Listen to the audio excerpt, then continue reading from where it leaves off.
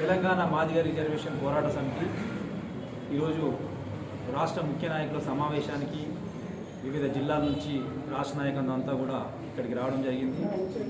మరి భవిష్యత్ కార్యాచరణపై మేము గతంలో అనేక ఉద్యమాలు ఏబిసిడి వర్గీకరణ కోసం చేస్తూనే ఉన్నాం. మరి కేసీఆర్ గారు ముఖ్యమంత్రి అయిన తర్వాత ఏబిసిడి వర్గీకరణ కోసం 2వ అసెంబ్లీలో తీర్మానం చేసి కేంద్రానికి పంపించిండ్రు. మరి 5 సంవత్సరాలు ముఖ్యమంత్రి ఉన్న కేసీఆర్ గారు దళిత ముఖ్యమంత్రి చేస్తాను, దళితుల ముఖ్యమంత్రి చేయలే. మాకు మొదట కేసీఆర్ ముఖ్యమంత్రి అయిన తర్వాత కొంత ప్రాధాన్యత ఇచ్చినట్టే ఇచ్చి మరి రెండోసారి ముఖ్యమంత్రి అయిన తర్వాత కేసీఆర్ గారు మాదిగల పట్ల ఎంత కక్షగా ఉన్నాడంటే అసలు మాదిగలంటే లెక్కలేని విధంగా ఆయన ప్రవర్తిస్తూ ఉండు. మేము తెలంగాణ ఎంఆర్పిఎస్ మేము అనేక ఉద్యమాలు చేస్తూ అనేక పార్టీలను చూసినాం. ఈ దేశం మొత్తం మీద 29 రాష్ట్రాలు ఉన్నాయి. 29 రాష్ట్రాల్లో ఏ ముఖ్యమంత్రి చెప్పనటువంటి అబద్ధాలు, ఏ ముఖ్యమంత్రి చేయనటువంటి స్కామ్లు తెలంగాణ రాష్ట్రంలో జరుగుతూ ఉన్నాయి. ఈ రాష్ట్రంలో అధిక జనాభా అయినటువంటి మాదిగలకు ఆయన అసెంబ్లీలో మాట ఇచ్చి తీర్మానం చేసి కేంద్రానికే పంపించింది. కానీ మరి అనేక మార్లు మేము ఎన్నోసార్లు ఆయన్ని నిలదీశాం, కానీ పట్టించుకోవడం లేదు. మరి ఇప్పుడు రెండోసారి ముఖ్యమంత్రి అయిన తర్వాత కూడా ఇంకా మాదిగలకు మంత్రి పదవి లేదు, ఎమ్మెల్సీ లేదు, చైర్మన్లు లేవు.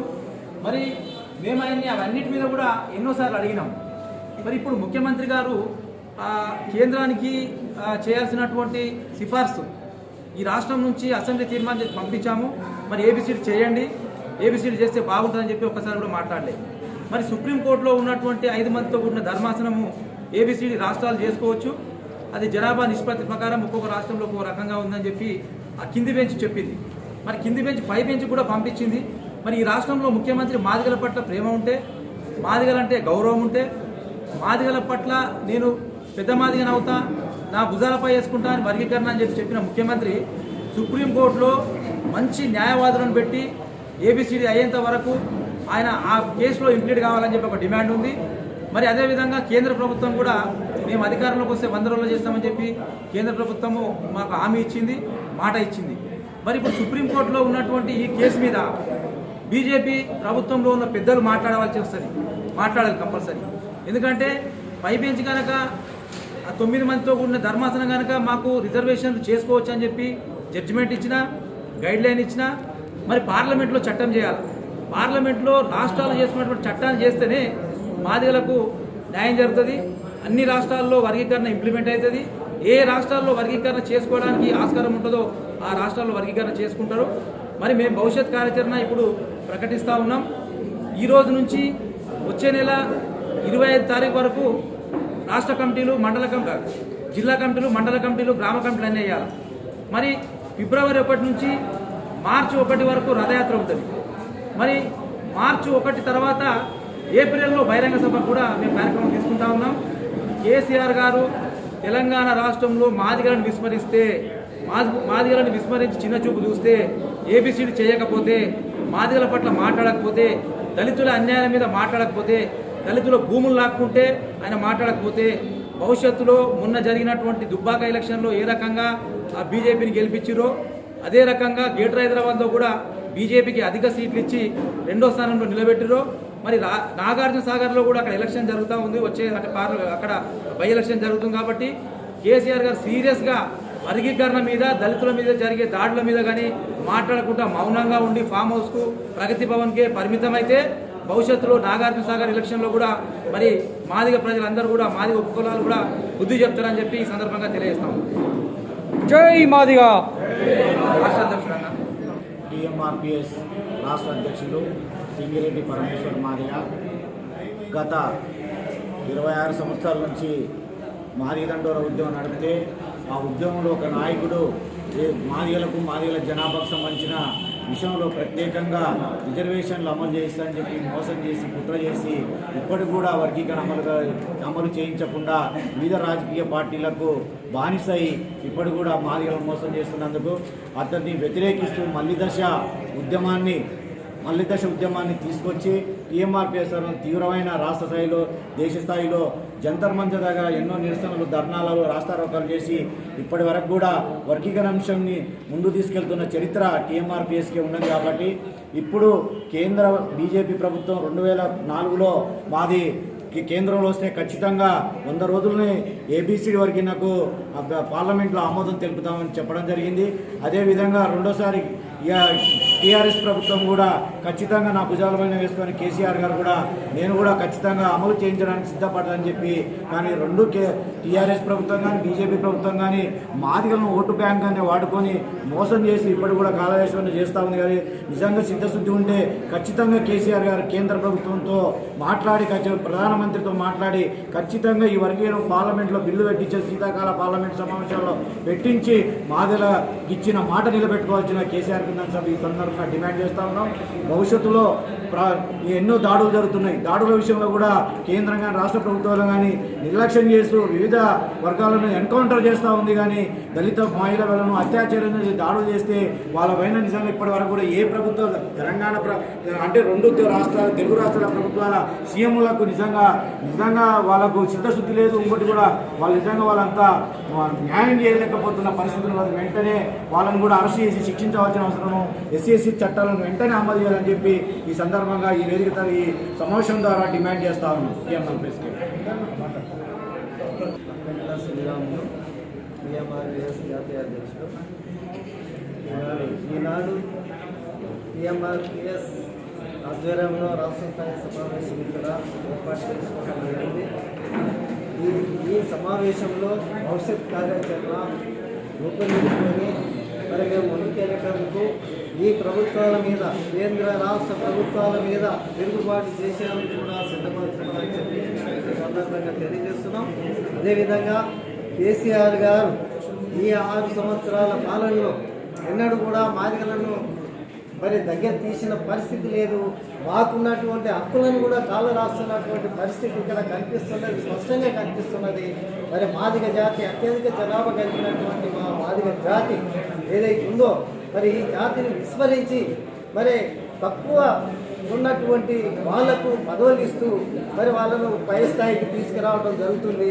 మరి ఈ విషయంలో కేసీఆర్ గారు మొదటి నుంచి మోసం చేసుకుంటూ వస్తున్నాడు. ఉద్యమ సమయంలో పోరాటం చేసి ప్రాణాలు అర్పించి ముందుకు సాగినటువంటి ఈ దళిత వర్గాలన్నీ కూడా మేము చేసిన కష్టం ఫలితం ఈనాడు కేసీఆర్ గారు అనుభవిస్తున్నారు. ఫామ్ హౌస్లో పండుకొని పరిపాలన చేస్తున్నాడు. లేదా అక్కడ మరి ఇక్కడ ఈ భవన్లో ఒక భవనం నిర్మించుకోండు ఆనాడు మరి ఎవరైతే రాజవంశాలు ఏవైతే ఉన్నాయో ఆ రాజవంశాలు రాజరిక పరిపాలన చేస్తున్నటువంటి వ్యక్తి మరి ఈనాడు కూడా నువ్వు ఎప్పుడైతే ఈ ప్రజలను విస్మరిస్తున్నావో, ఈ జాతిని విస్మరిస్తున్నావో నిన్ను కూడా విస్మరించి నిన్ను కనుమరుగు చేసేటువంటి పరిస్థితి తీసుకొస్తామని చెప్పి ఈ సందర్భంగా హెచ్చరిస్తున్నాను. टीएमआरपीएस जिंदाबाद, टीएमआरपीएस जिंदाबाद, राजनगर नायकत्व वर्धिल्लाले, राजनगर नायकत्व वर्धिल्लाले, साधिస్తాం ఏబిసిడీలు సాధిస్తాం ఏబిసిడీలు సాధిస్తాం.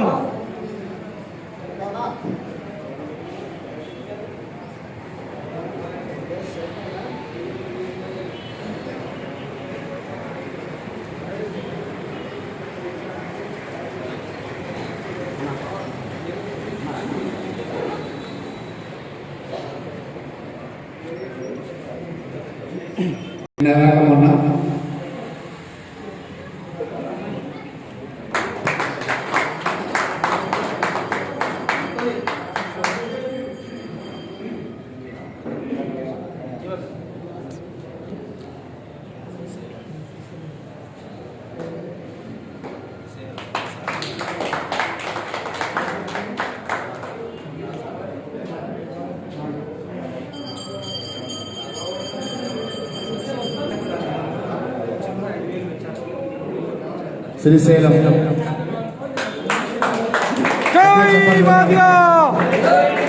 హనుమంతు ఉన్నాడు. Okay thank you. Hanumanthu Loyanagar బస్తీలో ఉన్నారు.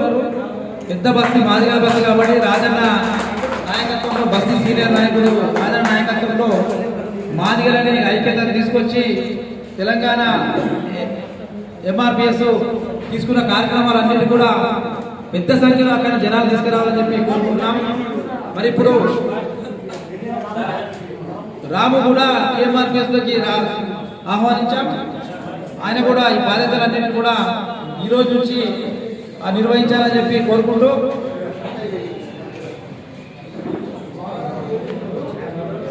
ఇప్పుడు గురించి వచ్చిన వాళ్ళు కాబట్టి తెలంగాణ ఎంఆర్పిఎస్ చేస్తున్న కార్యక్రమాలను చూసి వాళ్ళు ఆకర్షితులై రావడం జరిగింది. కాబట్టి కమిట్మెంట్గా క్రమశిక్షణగా మరి ఇంకా ఎవరైనా జాన్సన్ నల్లగుట్ట నర్సింగ్ అంబేద్కర్ నగర్ నల్లగుట్ట నుంచి నర్సింగ్ గారిని కూడా తెలంగాణ ఎంఆర్పిఎస్ లోకి ఆహ్వానించాం. జాంబవంతుడు అరుణ్ మాదే గారు కూడా టీఎంఆర్పిఎస్ కడవతో ఆహ్వానిస్తా ఉన్నాం. రాహుల్ ఇప్పుడు టీఎంఆర్పిఎస్ కడవ కప్పి ఆహ్వానించడం జరిగింది.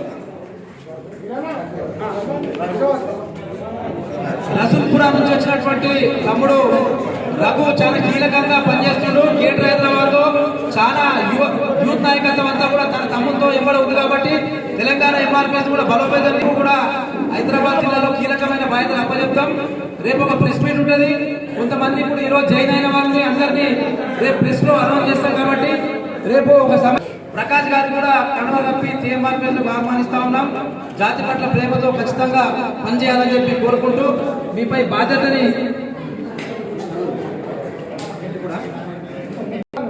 పాపట్ల రాజుగారు రావాల్సిందిగా కోరుతున్నాను.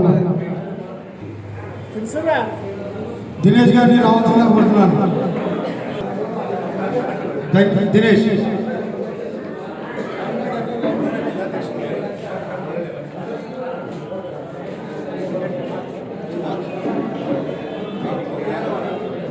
శ్రీనివాస్ గారు, హలో రాజు గారు, గుంటూరు రమేష్ గారు,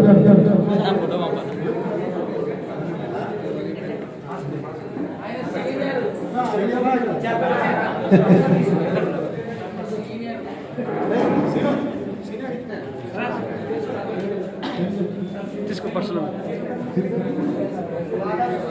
మహారాజ్ చాట్ల ఎల్లయ్య గారు, చాట్ల ఎల్లయ్య గారు,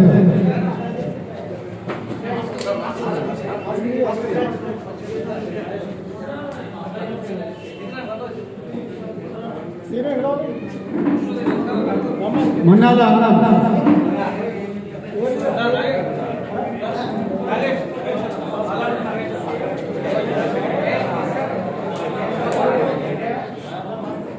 పాలన నాగేష్ గారు,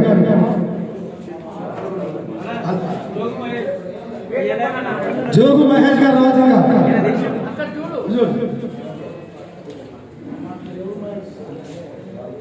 జోగు మహేష్ గారు,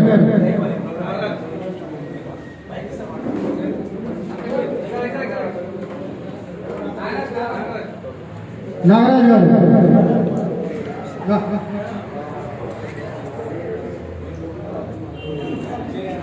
ఇంకా కొంతమంది బయట ఉన్నారు. కావున 5 మందితో మేము జాయినింగ్ ప్రోగ్రామ్ పెడుతున్నాం. కాబట్టి